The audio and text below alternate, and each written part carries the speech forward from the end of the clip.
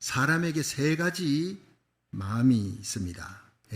그 마음을 초심, 첫째는 초심이고 둘째는 중심이고 셋째는 진심이라고 그렇게 얘기합니다. 처음 먹을 때 그 마음, 초심으로 돌아가자 이렇게 얘기하잖아요. 그런데 어떤 어려운 환경에서도 흔들리지 아니하는 마음 중심이, 저 사람 중심이 있다, 중심이 바르다 이런 말을 합니다. 근데 아주 깊은 곳에서 우러나는 순수한 마음, 사람 눈치 보거나 이렇게 환경 따라 움직이는 게 아니라 순수한 마음, 깊은 곳에서 우러나는 마음을 진심이라 그렇게 얘기합니다. 초심, 중심, 진심 세 가지가 다 중요한데 그 중에 제일 중요한 것은 진심입니다. 진심은 누구에게든 어떤 상황에든 사람에게 감동을 주는, 통하는 것이기 때문에요. 어느 대기업에서 이제 신입 사원 모집을 하는데 이 면접을 하는 시간에 한 여인이 면접을 하게 됐습니다. 면접을 하는데 면접관이 보니까 좀 그렇게 신통치를 못합니다. 이 사람은 떨어지게 생겼습니다. 그런데 면접을 마치고 돌아가면서 보니까 탁자 밑에, 책상 밑에 뭔가가 떨어져 있어요. 그 여인이 주웠습니다. 머리핀입니다. 보잘것없는 머리핀인데 그걸 주워가지고 치마에다가 닦아서 그리고는 책상 위에 이렇게 올려놓았어요. 그리고는 돌아가는 거예요. 그걸 본 면접관이 갑자기 그 여인을 불렀습니다. 당신은 오늘 면접에서 합격입니다. 책상 아래 떨어진 그 머리핀을 주워서 닦아가지고 고이 닦아서 책상 위에 올려놓는 그 마음으로 이 회사를 사랑해 주시길 바랍니다.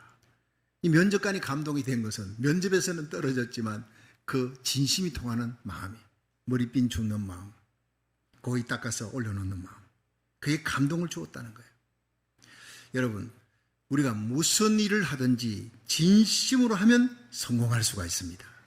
세상 일도 그렇고 교회 일도 신앙 일도 마찬가지.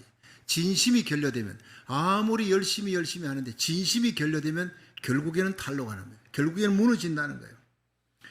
여러분, 성경 속에 나오는 이 고넬료, 하나님 앞에 그 진심이 통한 사람이, 사도행전 10장에 보면 제9시 기도 시간에 고넬료가 기도하는데 천사가 나타났어요.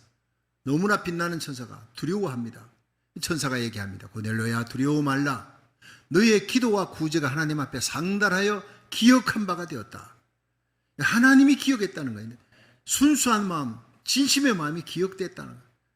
여러분, 기도를 해도 구제를 해도 진심으로 하시기를 주의 이름으로 축원합니다. 하나님이 응답했어요. 하나님 마음을 감동했어요.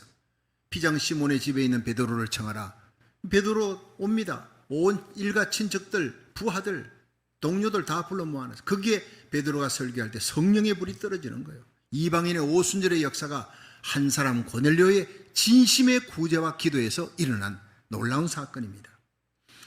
잠언 16장 2절에 보면 사람의 행위가 자기 보기에는 모두 깨끗하여도 여호와는 심령을 감찰하시느니라 하세요. 하나님은 오늘도 우리 예배드리는 가운데, 우리의 찬양과 기도 가운데 심령을 감찰하시고 진심으로 드리는 예배를 받으시는 줄로 믿으시기 바랍니다. 그렇습니다. 잠언 16장 3절 오늘 본문에 보면 너의 행사를 여호와께 맡겨라. 그리하면 내가 경영하는 것이 이루리라 그랬어요. 우리가 아무리 열심히 계획을 짜도 그걸 이루는 분은 하나님이라는 겁니다. 여기서 너 행사를 여호와께 맡겨라. 그럼 너의 경영이 이루리라. 이 경영이라는 말이 히브리어로 마르는 플랜이라는 겁니다. 계획이라는 겁니다. 여러분, 하루의 계획이 있고 한 달의 계획이 있고 1년의 계획이 있는데 여러분, 그 계획이 누가 이루느냐? 내가 계획을 짜도 이루시는 분은 하나님이시다. 하나님의 손이 중요한 겁니다. 그래서 우리가 진심으로 하나님의 뜻을 알기 위해 성경을 읽어야 됩니다. 말씀을 들어야 됩니다. 내 뜻이 맞다 싶어도요, 하나님의 뜻이 하고 틀릴 때가 있어요. 하나님의 뜻이 뭔지 알고 하나님 말씀에 하나님의 뜻이 이것이구나 정확하면요, 그게 내 생각과 계획을 짜는 거예요. 맞추는 거예요. 그럼 모든 경영이 형통하게 될 줄로 믿으시기 바랍니다. 그럼 나의 모든 경영이 형통하게 이루어지려면 정확하게 디테일하게 세 가지 원칙을 오늘 성경은 얘기하고 이 세 가지 원칙을 잘 지켜라. 그럼 너는 너의 계획하는 모든 경영이 평생 형통하리라. 이렇게 되어 있습니다. 굉장히 중요한 말씀입니다. 함께 은혜 받는 시간 되기를 주의 이름으로 축원합니다. 첫째로 쓰임에 합당하게, 쓰임에 적당하게 살아야 우리의 경영이 이루어진다는 거예요. 우리 잠언 16장 4절 한번 읽어봅니다. 시작. 여호와께서 온갖 것을 그 시움에 적당하게 지으셨나니 악인도 악한 날에 적당하게 하셨느니라. 아멘. 여기에서요, 하나님은 온갖 것, 자, 물건이고 뭐고 사람이고 만들 때는 하나님이 그 시움에 적당하게 목적을 갖고 만드셨다는 거예요. 왜 하나님이 사람을 만드셨습니까? 하나님을 영화롭게 하며 영원토록 그를 즐거워하는 거예요. 천국 가면요, 찬양밖에 없습니다. 천국에 건축헌금 이런 거 없습니다. 전도 없습니다. 천국은 영원토록 찬양하는 것입니다. 하나님을 영화롭게 하는 성도, 하나님의 목적에 맞게 살아가는 거예요. 그게 행복이 있습니다. 감사가 있고 평안이 있습니다. 자, 탁구공을 갖고 야구하는 사람 없습니다. 야구공 갖고 탁구하는 사람 없습니다. 그러면 문제가 크게 생깁니다. 일이 안 됩니다. 여러분, 탁구공은 탁구대 위에서 노는 거예요. 야구공으로 야구하는 겁니다.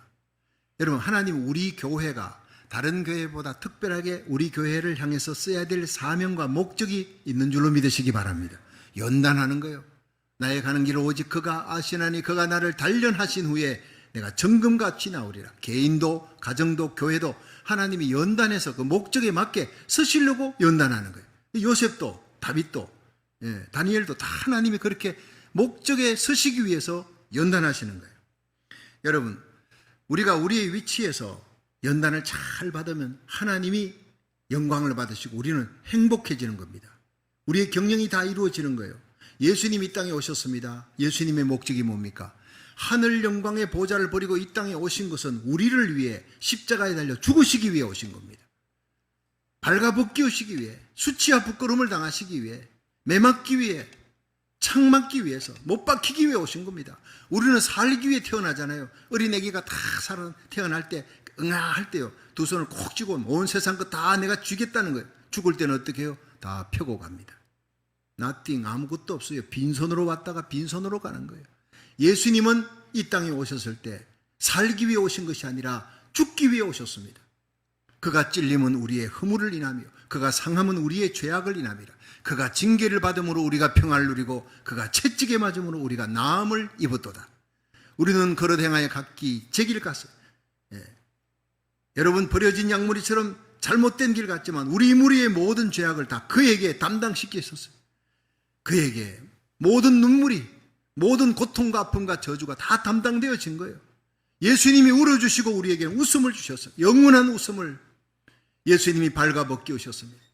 그 수치를 당하시고 우리에게 그리스도의 신부의 세마포 옷을 입혀주셨어요.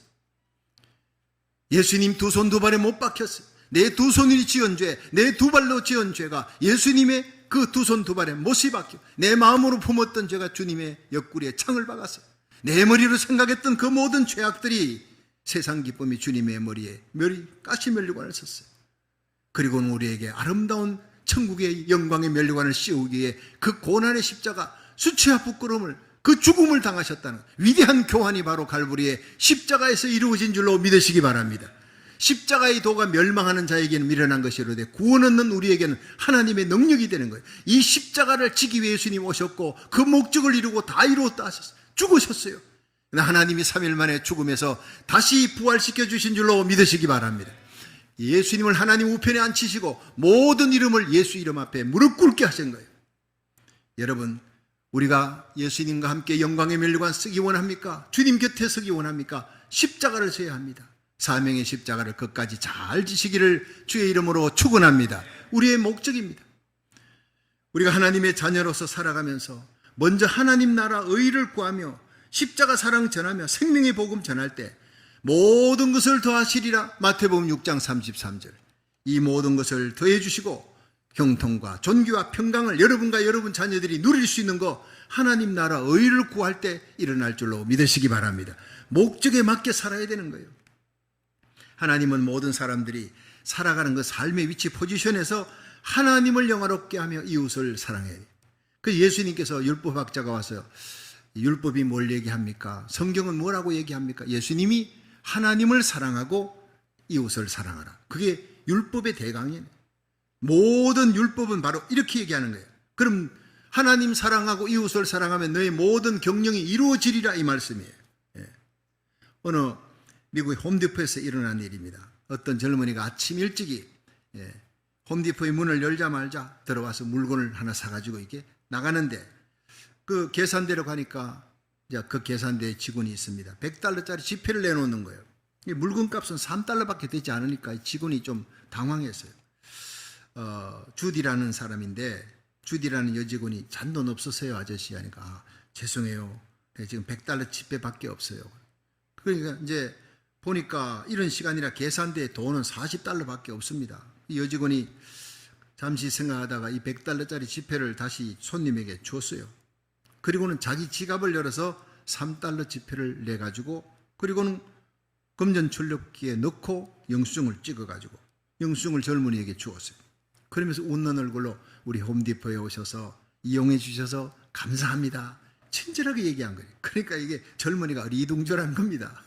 자기는 돈도 내지 않았는데 $100 다시 받고 그리고는 영수증까지 받아가지고 친절하게 인사받으니까 그러나 급한 마음에 빨리 물건 사가지고 가야 되니까 나갔어요. 며칠 후에 그 젊은이가 다시 그 매장에 홈디포에 나타났는데 아버지와 같이 나타났습니다. 놀랍게도 그 아버지는 미국의 유명한 건축회사인 존슨 컨스트럭션 컴퍼니예요. 그게 회장입니다. 밥 존슨 회장입니다. 이 밥 존슨 회장이 여직원 주디에게 얘기했어요. 며칠 전 제 아들에게 호의를 베풀어 줘서 너무 감사합니다. 우리 회사에서 이사회를 열었어요. 그래서 앞으로 모든 건축에 필요한 자재를 모두 이 홈디포에서 다 구입하기로 했습니다. 대박이 난 것입니다. 얼마나 놀랬겠어요. 얼마나 기뻤겠어요. 주디라는 한 사람 여직원이 진심으로 행한 그 일에 일어난 기적이었다는 겁니다. 얘기는 여기서 끝나지 않습니다. 이 주디가 고액의 지폐를 거절하거나 짜증을 내지 않고 침착하게 친절하게 현명하게 대처함으로 그 젊은이와 아버지를 감동시키고 그리고 또 그 홈디포에 큰 이득을 줬지 않습니까? 그 뒤로 그 젊은이가 거기 홈디포를 그냥 자주 들락거리면서 주디를 지켜봤는데 그 주디라는 직원이 자기에게뿐 아니라 모든 손님에게 똑같이 친절하게 진심으로 대하는 걸 봤다는 거예요. 그리고 감동을 받았어요. 그리고는 여직원 주디에게 청혼을 했어요.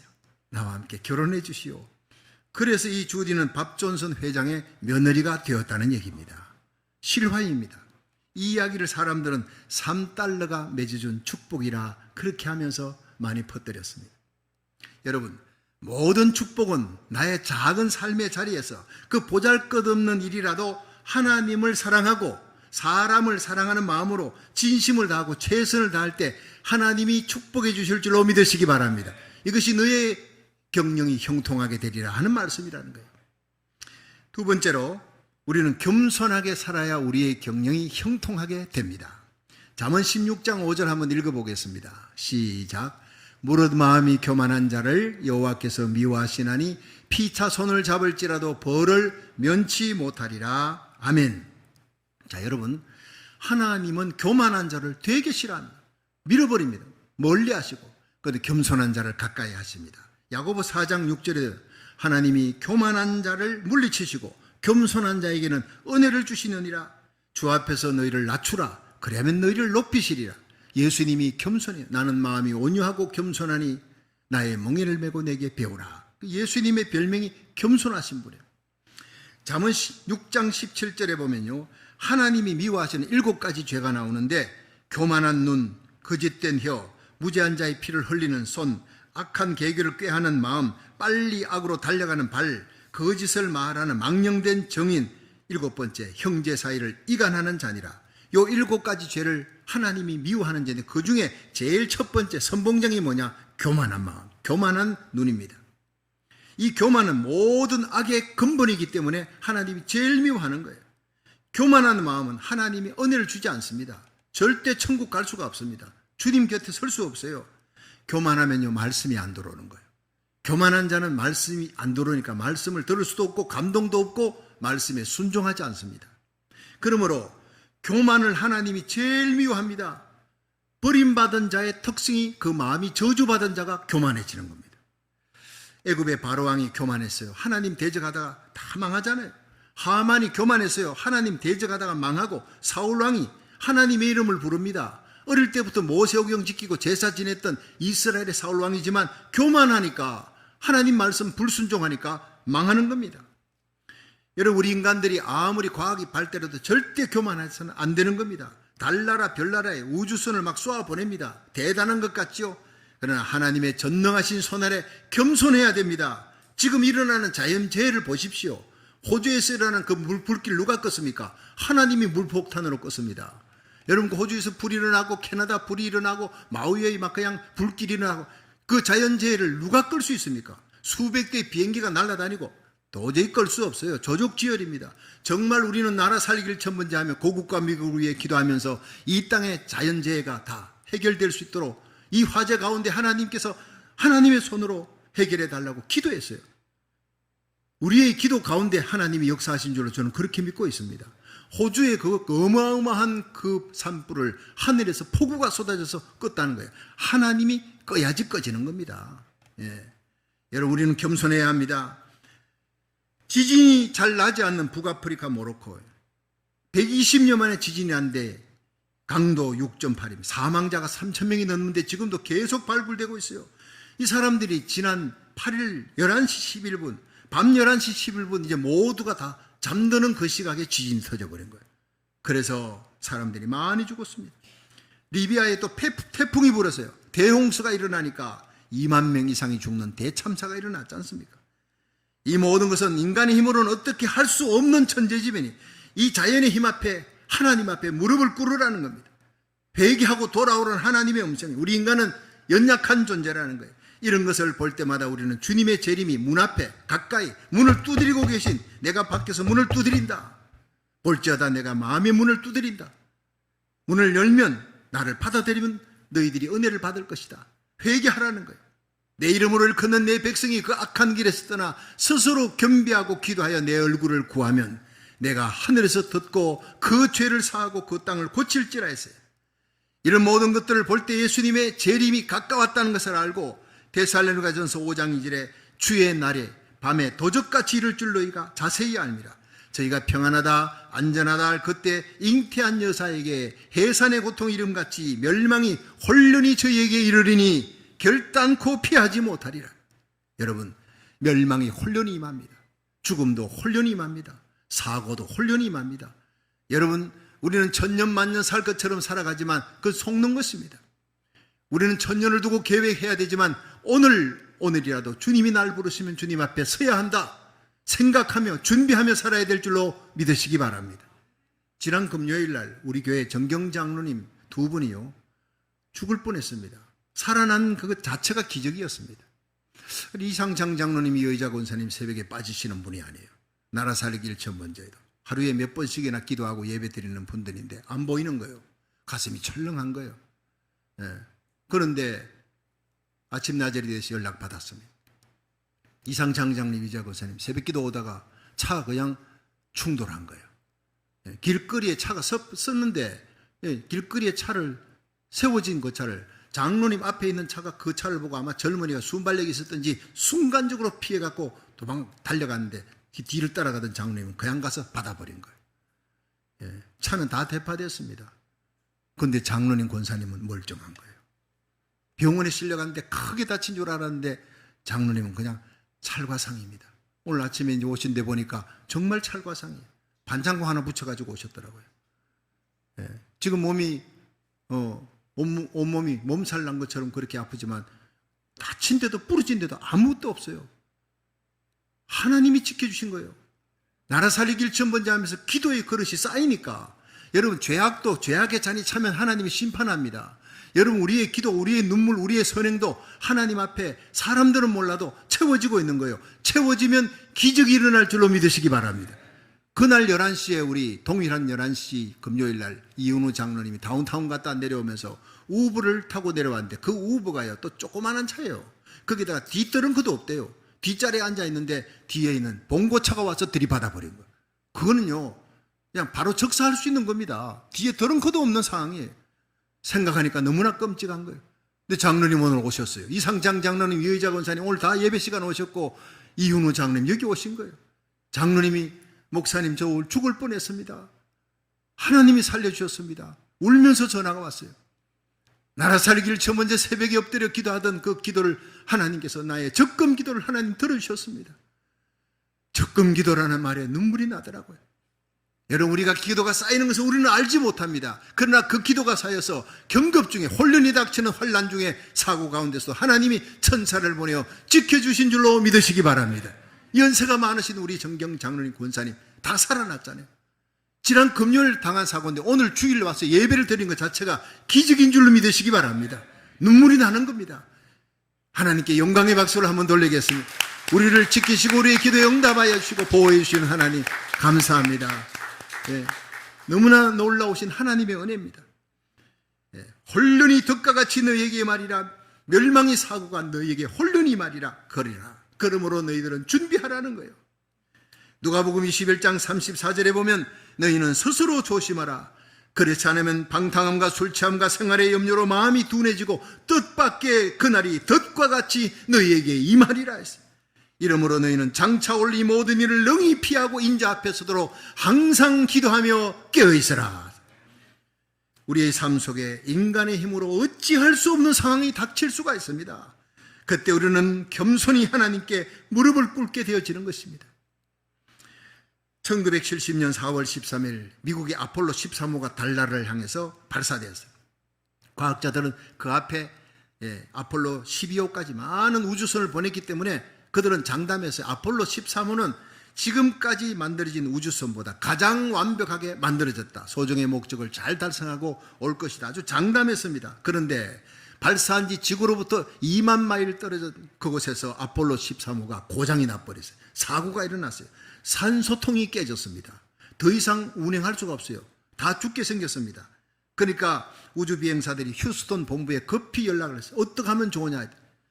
당신네들이 지금 북극성을 봐라. 그 북극성을 보고 다시 지구로 돌아오라. 회항 명령을 내렸어요. 이제 인간의 힘으로는 도저히 어찌할 수 없어요. 모두가 우주선에 타고 있는 모두 우주인들이 다 죽을 수 있는 상황, 살 수 있는 상황보다 죽을 상황이 90%가 넘었습니다. 그때 전 미국의 국민들이 고장난 캡슐을 몰고 오는 그 우주인들을 위해 오전 9시에 시간을 정하고 간절하게 기도하기 시작했습니다. 우주비행사들은 우주선 안에서 간절하게 절박하게 하나님 앞에 살려달라고 기도했습니다. 그리고 얼마 후에 아폴로 13호가 무사히 태평양에 도착했어요. 무사히 귀환했어요. 우주비행사들은 미리 대기하고 있던 미 해군 군함에 의해서 구조됐습니다. 그때 그들이 제일 먼저 취한 행동이 해군 군목의 손을 잡고 기도하는 장면이 사진에 찍혔어요. 하나님 감사합니다. 주님을 찬양합니다. Thank you God. Praise the Lord. 그 모습이 사진에 찍혀서 그 주에 타임지에 사진으로 나왔어요. 두 손 모아 군목과 함께 눈물로 기도하는 장면이었어요. 그렇습니다. 인간의 이성에 한계에 부딪힐 때, 언젠가는 한계에 부딪힐 날이 오는데 결국 하나님 앞에 무릎 꿇고 기도할 때 하나님이 기적을 베풀어 줄 줄로 믿으시기 바랍니다. 시편 50편 15절에 환난 날에 나를 부르라. 내가 너를 건지리니 네가 나를 영화롭게 하리라 했어요. 잠언 8장 17절에 나를 사랑하는 자들이 나의 사랑을 입으며 나를 간절히 찾는 자가 나를 만날 것이니라. 오늘 이 예배가 하나님을 만나는 예배 되기를, 기적을 체험하는 예배 되기를 주의 이름으로 축원합니다. 역대하 16장 9절에 여호와의 눈은 온 땅을 두루 감찰하사 전심으로 자기를 향하는 자에게 능력을 베풀어 주시느니라 했어요. 예레미야 29장 11절 나 여호와가 말하노라. 너희를 향한 나의 생각을 내가 아나니 재앙이 아니요 평안이라. 장래 소망을 주려는 것이라. 하나님은 심판하고 재앙을 내리는 걸 원치 않습니다. 소망을 주고 평강을 주기를 원하는 거예요. 너희는 환난 날에 내게 와서 기도하라. 내게 부르짖음에 와서 기도하면 내가 들을 것이다. 너희가 전심으로 나를 찾고 찾으면 나를 만날 것이니라. 단 한 번의 기도도, 한 번의 예배라도 전심으로 드리고 하나님의 마음을 감동시키는 예배와 기도 드리시기를 주의 이름으로 축원합니다. 겸손히 하나님을 찾을 때, 지금은 온 세상이 겸손히 하나님의 이름을 부를 때예요. 겸손한 자에게 은혜 주시고 무릎 꿇고 기도하는 자에게 모든 경영이 성공적으로 이루어지며 형통케 하시는 하나님을 믿고 겸손하게 더더욱 하나님께 가까이 나가는 기도의 사람 되기를 주의 이름으로 축원합니다. 마지막 세 번째, 우리는 화목하게 살아야 하나님이 주시는 경영이 이루어진다 그랬어요. 잠언 16장 7절 한번 읽어봅니다. 시작. 사람의 행위가 여호와를 기쁘시게 하면 그 사람의 원수라도 그로 더불어 화목하게 하시느니라. 아멘. 자, 여러분, 모든 문제 해결은 하나님의 손에 달렸다. 하나님 마음에 달렸다는 거예요. 하나님과의 관계가 회복되어지면, 영적인 문제가 해결되어지면 육의 문제, 땅의 문제, 그 원수 문제, 대적의 문제, 이것은 하나님의 손으로 해결한다는 거예요.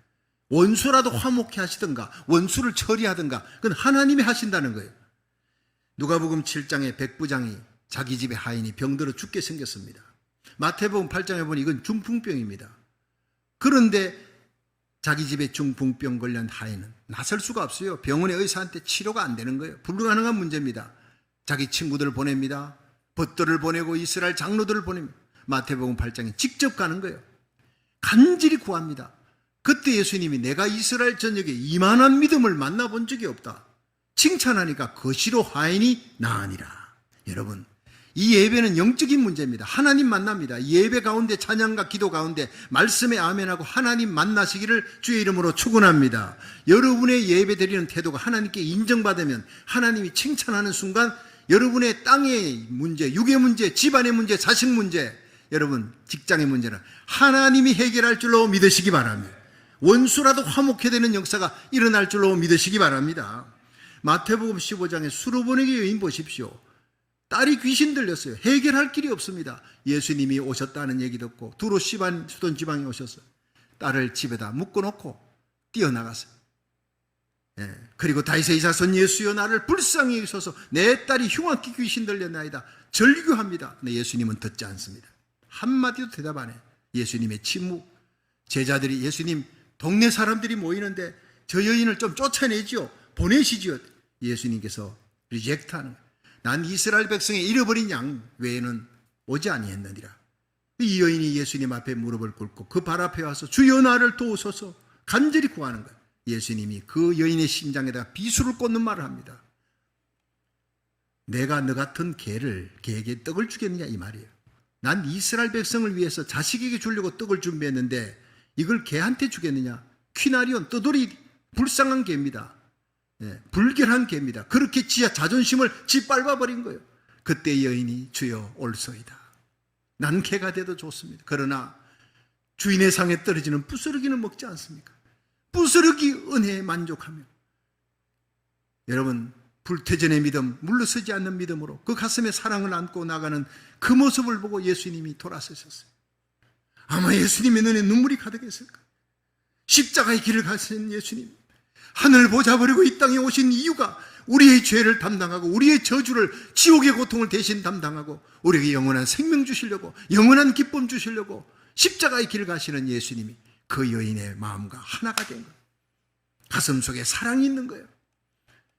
내 귀신 들린 딸을 고쳐주기 전에는 결코 나는 예수님 떠나지 않겠습니다 하는 그 불굴의 믿음을 보시고 예수님이 마음속에 큰 위로를 받았을 거예요. 여인아, 내 믿음이 크도다. 내 소원대로 될지어다. 그렇게 인정받고 칭찬받는 순간 그 시로 딸이 나으니라. 여러분, 백부장의 얘기, 수로보내기 여인의 얘기 똑같습니다. 오늘 예배 가운데 여러분 예수님을 만날 수 있기를, 칭찬받는 예배 드릴 수 있기를 주의 이름으로 축원합니다. 땅의 문제, 육의 문제, 자식의 문제, 모든 죽어가는 문제는 주님의 손으로 처리하시고 해결하시고 살려줄 줄로 믿으시기 바랍니다. 여러분, 오늘 본문 잠언 16장 7절에 보니 사람의 행위가 여호와를 기쁘시게 하면 그 사람의 원수라도 그로 더불어 화목하느니라. 얼마나 귀한 말씀입니까? 창세기 32장에 보면요, 야곱이 야복강에서 절대절명의 위기를 만나죠. 20년 전에 에스가 그 원한을 품고 나타났어요. 에스가 야곱에게 축복권을 뺏겼거든요. 그 원한이 20년 지나도요 사그라들지 않습니다. 400인의 자객, 칼찬 자객을 거느리고 와서 야곱과 그의 가족들, 소떼, 양떼들 다 동물이고 완전히 죽여버리겠다는 거예요. 야곱은 강건으로 다 보냈어요. 처자식들, 종들 다 보냈어요. 가축들 다 보내고 야곱이 홀로 남았더니 여러분, 그때 기적이 일어납니다. 여러분, 우리 인생에 가장 외로울 때 그때 성령의 역사가 일어납니다. 야곱이 홀로 남았더니 여러분, 십자가에서 홀로 남아 하나님과 우리 사이에서 하나님의 손, 우리의 손을 잡고 눈물 뿌려 기도하며 심장이 터져 돌아가셨던 그 예수님 때문에 우리가 하나님께로 갈 수 있는 길이 열렸습니다. 여러분, 야곱이 홀로 남았습니다. 홀로 남아서 다가오시는 그 하나님과 함께 씨름을 하잖아요. 환두뼈가 위골되는 거예요. 일생을 20년 동안 자기 힘으로, 자기 허리의 힘으로 그 많은 재산을 모았습니다. 그러나 하나님 앞에 아무것도 아니에요. 다 버려야 돼요. 환두뼈가 위골되었지만 그러나 모래밭을 끌려가며 질질 끌려가면서도 나에게 축복해 주십시오. 너 뭘 원하느냐? 하나님의 축복이면 됩니다. 오늘 이 시간 여러분이 하나님의 축복을 받으시기를 주의 이름으로 축원합니다. 그러면 강건너에서 문제를 하나님이 해결하시는 거예요. 네. 물질의 문제가 아니라 인간관계 문제가 아닙니다. 명예 문제가 아닙니다. 다 죽은 문제라도 죽은 나사로도 살리셨던 예수님이 이 시간 우리가 하나님의 마음에 들기만 하면 되는 겁니다. 원수와 화목해 되는 것, 하나님과 관계가 회복되면 이루어지는 겁니다. 믿으시기를 바랍니다. 예. 하나님이 묻습니다. 너 이름이 뭐냐? 야곱입니다. 이스라엘로 바꾸라. 야곱, 남 속이는 자, 사기꾼 아니냐? 발꿈치 잡는 자 아니냐? 이스라엘 바꾸라. 하나님과 겨루어 이겼다. 하나님 나라 황태자라네. 인격이 변하는 겁니다. 하나님 만나고 나니까. 그렇게 거듭나고 나니 강 건너 에스가 그 다음날 만나는데 야곱에게 달려와 목을 어긋맞고 끌어안고 눈물을 펑펑 흘리며 내 하나밖에 없는 동생이다. 그렇게 화목되어지면서 일생을 이 에스가 원수가 아니라 보디가드로 야곱을 지켜줍니다. 이런 놀라운 역사가 야고보강에서 일어난 겁니다. 하나님의 마음을 사로잡을 때, 인정받을 때 일어나는 겁니다. 역대하 20장 6절에 보면 주의 손에 권세와 능력이 있사오니 능히 주와 맞설 사람이 없나이다. 귀한 말씀입니다. 우리 주님의 손에 권세와 능력이 있습니다. 하늘과 땅의 모든 권세를 지신 예수님의 손에, 그러니까 주와 맞설 사람은 아무도 없습니다. 그리고 우리가 전능하신 하나님을 바라보고 기도하면, 하나님의 손잡으면 사람과의 관계에는 신경 쓰지 않아도 된다는 얘기입니다. 내가 아무리 신경 써서 애를 써서 그 사람과 다시 회복하려 해도 안 되는 겁니다. 그럼 하나님 만나면 되는 겁니다. 철저히 주님만 바라보십시오. 거룩하게 살아가며 하나님과 동행하십시오.